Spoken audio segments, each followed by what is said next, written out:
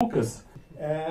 Eu queria pontuar a contribuição enorme do professor Mangabeira Unger para pensar o direito em geral, em particular as relações entre direito e política, ou seja, o direito constitucional, e as relações entre direito e economia, ou seja, o direito empresarial e econômico. Começo pela contribuição do Mangabeira para pensar a teoria do direito, e essa contribuição é despertar os juristas do seu sono dogmático. O direito natural moderno consistia nos grandes sistemas iluministas de filosofia política e moral. Quando esse direito natural foi positivado em códigos, constituições, declarações de direito, pretendeu-se diminuir o papel dos doutrinadores e dos juízes diante do legislador que teria alguma legitimação política. De um lado, os juristas e os estudantes do direito tornaram-se esses doutrinadores dogmáticos, presos à letra e aos conceitos da lei e dos códigos. De outro, pensadores como Jeremy Bentham propunham uma ciência da legislação que contribuísse para a reforma social. Disse que em 1968, na entrada dessa faculdade, os alunos escreveram: "Não queremos leitura de códigos, queremos ciências jurídicas e sociais." O professor Mangabeira faz parte de uma geração que buscou recriar uma ciência do direito à luz do que são as ciências modernas e as ciências sociais modernas. Mas como transformar o direito, que é essa ciência dogmática, presa à lei, ao direito positivo, em uma reflexão que seja dotada de falseabilidade, em algo que se possa pesquisar, em algo que possa dar errado ou dar certo, em algo que se possa testar e vivenciar. Muitos seguem lastreando o estudo do direito numa análise formalista dos textos autoritativos e das fontes oficiais. Outros misturam o estudo do direito à catequese moral dos princípios das políticas públicas. E há aqueles que ainda propõem importar a razão econômica para tentar resolver a debilidade inerente do pensamento jurídico.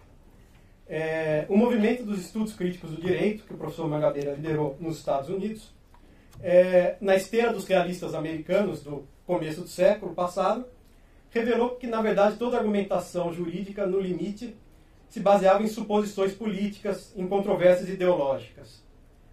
Mas, em vez de nos prevenir contra o poder dos juízes e dos juristas que se envolvessem nessas controvérsias, no fundo ideológicas, muitas teorias do direito nos fizeram crer na boa vontade das cortes para resolver os problemas da política, dirimindo os impasses dos próprios poderes políticos. Então nós chegamos a essa situação no protagonismo judicial, cujo discurso, a título de interpretar tecnicamente o direito, acaba sendo a imposição de uma determinada visão e de determinados interesses, como funciona em qualquer outro poder do Estado, só que no caso do poder judicial, com menor representatividade e com um resultado menos plural. Agora, qual seria então a saída desse caminho em que a gente se encontra hoje? Qual foi a saída que Mangabeira ajudou a desbravar? A sua principal contribuição para o direito foi não resumi-lo à dogmática jurídica, mas ajudar a trazer ferramentas para a gente pensar em uma antidogmática jurídica, em uma espécie de doutrina voltada para a inovação e para a reforma do direito. Não premida pelos constrangimentos que têm as cortes e os juízes, que precisam controlar a consistência do direito positivo, mas essa doutrina antidogmática voltada para encarar o direito atualmente vigente, o direito posto, como um direito que é resultado de uma luta política contingente e que, portanto, é um direito alterável. E é um direito que formaliza a organização política e econômica da sociedade. Então, não é um direito que se prenda estritamente nas instituições judiciais. Então isso leva aos exercícios de imaginação institucional, como o professor Mangabeira propõe em sua obra, que vão encaminhar reformas regulatórias, legais e constitucionais, mas também a gente pode pensar a aplicação desse pensamento jurídico de inovação na esfera privada, no desenho de contratos, estruturas de governança, procedimentos arbitrais, soluções não judiciais. Seja de um lado, seja de outro, seja do lado do estadismo público ou na esfera privada, o que essa antidogmática faz é que ela deixa de resumir o direito aos tribunais e, então, volta a se exercitar a criatividade do jurista em contato com o pensamento filosófico, econômico, sociológico e político. E assim é que nós podemos ter alguma esperança de sermos despertados do sono dogmático da dogmática jurídica. Combinando direito comparado com economia política comparada. Para posicionar, já que estamos aqui numa faculdade de Direito, que ainda cultua muito um autor chamado Hans Kelsen, a proposta de análise jurídica com imaginação institucional do professor Mangabeira Unger é essa antidogmática, mas pode ser vista como uma resposta ao vácuo deixado pela teoria pura do direito de Kelsen, que com essa tentativa de tornar a teoria do direito uma ciência neutra, acaba culminando numa divisão weberiana entre ciência e política, entre interpretar o direito e criar o direito. E essa tensão chega a um clímax quando Kelsen vai tratar da interpretação jurídica e diz, pela ciência do direito, o máximo que a gente pode fazer e deve fazer é mapear as várias alternativas de soluções possíveis. Mas o juiz, como autoridade, pode escolher uma dessas alternativas ou uma alternativa fora do quadro mapeado pela ciência do direito. Assim como Mangabeira, Kelsen negava a possibilidade de uma única interpretação correta diante da estrutura de contradições, indeterminações e lacunas do direito. Mas o que Mangabeira propõe de diferente é uma reentrada da política do direito na ciência do direito. Uma ciência da política do direito. Quer dizer, onde Kelsen propunha uma descontinuidade entre teoria do direito abstrata e a dogmática jurídica, que trata problemas concretos, o pensamento jurídico do professor Mangabeira Unger nos propõe também mapear as várias interpretações possíveis, criar instituições variadas. Então a ciência do direito vira essa crítica dos valores à luz das instituições que são justificadas por esses valores e interesses e a tentativa de imaginar novas instituições à luz desses interesses e desses ideais revisados. Portanto, o pluralismo de valores que Kelsen via como essencial à democracia, mas mantinha a parte da ciência, a parte do trabalho do jurista, invade no pensamento de Mangabeira Unger a arena da reflexão jurídica e do pensamento jurídico. E a doutrina jurídica tem esse poder especial por ser um repositório de alternativas testadas pela sociedade em vários campos da sua organização, por ser uma explicação que mistura a descrição do direito a uma prescrição de como organizar a sociedade politicamente, economicamente, e com isso a gente deixa o plano abstrato das regras, princípios e políticas e passa a tratar da sua relação também com as regras que detalham essas formas de organização da sociedade. Portanto, em vez de uma política, de um pensamento jurídico que acredita nos juízes como imperadores morais ou como ativistas políticos, a imaginação institucional é voltada para a política, para as decisões programantes tomadas democraticamente e não para as decisões programadas que devem ser tomadas no âmbito judicial. Mas se a gente pensar, afinal, Montesquieu ou os federalistas que desenharam um esquema de separação dos poderes, um juiz que interpreta esse esquema de separação de poderes segundo uma Constituição, nós consideramos que ele está produzindo pensamento jurídico. Mas será que na base disso, esses velhos esquemas pensados pelos iluministas não podem ser eles mesmos objetos de uma reconstrução, de uma revisão pelo nosso pensamento jurídico? Pensar esse problema trazendo uma referência ao direito constitucional e ao direito constitucional brasileiro em particular. Qual é o resultado disso, afinal, para pensar o direito constitucional?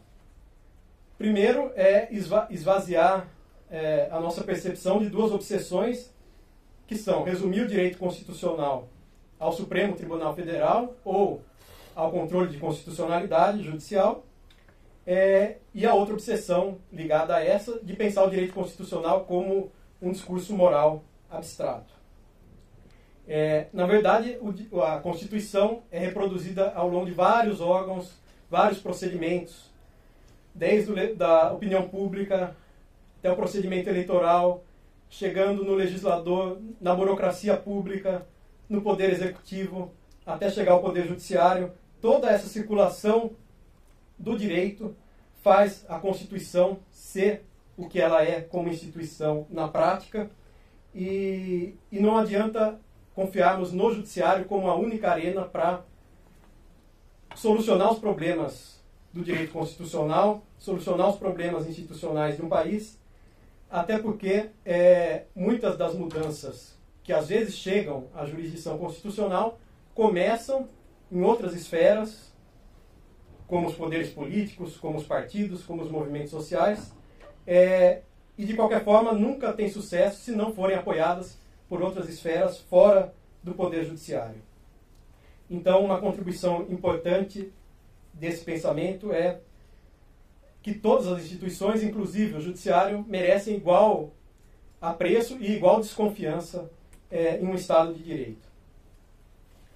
E para falar do outro lado, que é o que materializa essa nossa confiança no judiciário, reinante na cultura jurídica atual, o outro lado disso é o uso do discurso dos princípios. Então, o padre Antônio Vieira, numa famosa carta, pergunta: quais são esses sermões e essas palavras do céu? As palavras são as estrelas, os sermões são a composição, a ordem, a harmonia e o curso delas. Mas nós teríamos que concluir, com Niklas Luhmann, que os valores não são nada além de um conjunto altamente móvel de pontos de vista. Eles não se assemelham a estrelas fixas, como as ideias outrora se assemelhavam, mas a balões mantidos à mão para serem inflados quando preciso, especialmente em ocasiões festivas. Por isso é que Unger propõe que entendamos esses valores e interesses em suas encarnações institucionais e usemos esse exercício para revisar, criticar e propor outras instituições à luz desses valores e desses interesses revisados. Então, o que importa é a institucionalização dos direitos, as formas organizacionais, procedimentais que dão concretude a esses direitos. Isso inclui analisar as políticas públicas de cada setor, da educação, da saúde, mas também voltar àqueles temas fundamentais da organização do Estado, como os sistemas de governo, as formas de Estado, em suas variações, em suas trajetórias históricas, em seus contextos. A pergunta de fundo, então, para uma pesquisa em direito constitucional é: como essa ou aquela forma de organização estatal contribui para avançar ou para reprimir a realização dos ideais postos na Constituição? Quais são as alternativas, afinal? E com isso nós deixamos de pensar os direitos humanos, os direitos fundamentais, por exemplo, como esses discursos morais quase religiosos, e passamos a pensar concretamente qual é o feixe de obrigações que estão ligados a esses direitos, quais são as políticas que podem concretizá-los, quais são as instituições que tornam a sua fruição efetiva. Um outro exemplo é o direito de propriedade e o ideal de liberdade econômica. Como conceber uma liberdade econômica que seja mais real e para mais gente? Em vez de tentar compensar o direito formalista de propriedade, a visão absoluta da propriedade, com direitos sociais ou com princípios como função social da propriedade, que abrem algum espaço para a intervenção judicial ou para a discricionariedade administrativa, nós poderíamos reconsiderar a própria forma do direito de propriedade, por exemplo, no direito empresarial. Em políticas que existem mundo afora, voltadas para a expansão do empreendedorismo, nós vemos a propriedade sendo desagregada em vários arranjos societários, financeiros, contratuais, que congregam vários agentes econômicos para expandir a descentralização do acesso aos recursos produtivos. Inclusive, no Brasil, temos, nas últimas décadas, vários ensaios de políticas de capital de risco para startups, para empreendimentos voltados a unir trabalhadores, investidores privados, agências de desenvolvimento e bancos públicos. Esses vários coproprietários, acionistas com participações temporárias com cronogramas de investimento e desinvestimento nesses empreendimentos produtivos e com obrigações de acompanhar a maturação desses negócios para que atinjam a vanguarda tecnológica e organizacional. Então, em muitos empreendimentos existentes no norte do Brasil, por exemplo, os trabalhadores atuam em alguma etapa do processo produtivo, mas também são acionistas por meio das suas cooperativas daquela empresa, ao lado de acionistas privados, ao lado de agências públicas e bancos públicos. Isso é só um exemplo do método, que é o que mais interessa, que é estudar esses casos práticos no Brasil, fora do Brasil, comparar essas experiências, esquadrinhar os seus desenhos jurídicos, as suas limitações, como exemplos para progressão no sentido de concretizar um ideal tão importante como o ideal de liberdade econômica e de desenvolvimento. Para concluir, queria voltar um pouco à filosofia. Kant disse que o iluminismo era o exercício da liberdade de fazer um uso público da sua razão em todas as questões. Mas Hegel, logo em seguida, desdenhou dessa prática de dar instruções sobre como o mundo deve ser, considerando que a filosofia, em qualquer medida, chega sempre tarde demais para desempenhar tal função. A teoria que constrói ela mesma o mundo como deve ser, dizia Hegel, o faz existir apenas nos limites estreitos das suas próprias opiniões. Por isso a compreensão verdadeira viria de reconhecer a razão como a rosa na cruz do presente. Niklas Luhmann dizia que a sociologia colocou em xeque duas premissas do iluminismo: a participação igual de todos os homens em uma razão comum, que todos nós possuiríamos independentemente de mediação institucional, e o otimismo certo do seu triunfo em relação ao estabelecimento de situações justas. Mangabeira nos incita a nos inserirmos na história com realismo, mas sem determinismo. No livro A Tragédia Humana, do autor húngaro Ing Madash, o diabo diz: jogarei feitiço sobre vós e poderei ver o futuro até o fim dos tempos, qual cena de um sonho efêmero. Porém, se virdes quão insensato será o objetivo, quão pesada a luta que vosso caminho vos levará, e para que, devido a isso, o desânimo não vos atinja e não tenteis escapar do combate, lançarei sobre o horizonte um pequeno raio de luz, que vos alentará e incentivará, mostrando que aquela visão não passa de uma miragem enganosa. E esse minúsculo raio é a esperança. Ao nos dar ferramentas intelectuais para usarmos a pesquisa jurídica, nosso meio de trabalho, na prospecção de novas e variadas formas de organização da sociedade, da política e da economia, Mangabeira não nos concede um otimismo ingênuo, mas afia e afina a esperança para que ela funcione como uma forma de razão. Muito obrigado.